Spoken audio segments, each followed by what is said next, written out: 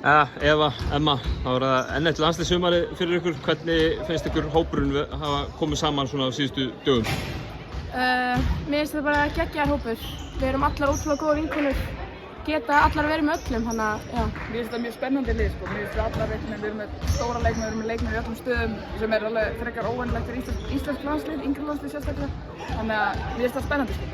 Þú eruð að fara á Norðurlandamót núna seinna í mánuðinum og svo þar í framhaldi að æfa fyrir, æfa og svo spila á Evrópumóti. Hver eru svona markmiðin fyrir undir 20 ára lið kvenna svona fyrir þetta sumar? Við byrjum kannski á Norðurlandamótinu. Norðurlandamót er náttúrulega bara svolítið æfingamót fyrir EM. Í ár verður þetta svolítið öðruvísi okkur. Við verðum með Svíþjóð, Danmörku og Írlandi. Þannig að þetta verður ekki hefðbundið Norðurlandamót fyrir okkur, en þetta verður svolítið bara æfingamót. Þannig að við munum mögulega nýta tíma bara til að slípa okkur saman og ná vera eins tilbúnar fyrir EM og við getum, sko. Nú eruð þið, Eva, þetta er svona elsta yngra landsliðið sem að Ísland er með, væntanlega mikið stelpur sem hefur bæði spilað á móti heilengi og svo spilað með í þessum yngri landsliðum. Er ekki mikil eining innan hópsins?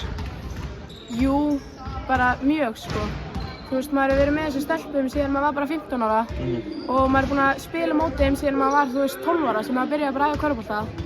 Og þetta er bara ógeðslega samhentur hópur og ógeðslega skemmtilega stelpur. Mér finnst líka, sko, af því að þetta er svo lítið land að við þekkjum hvern einasta leikmann bara af því við erum búin að spila á móti þeim í alla yngri flokka, við erum búin að spila á móti þeim í öllum landsliðum. Þetta er bara, við þekkjum hvern veginn, þannig við erum ekki að koma saman og vera algjörlega nýir einstaklingar saman í liði, þannig að þetta er svona, það er þægilegra fyrir okkur að koma saman heldur en önnur landslið, myndi ég segja.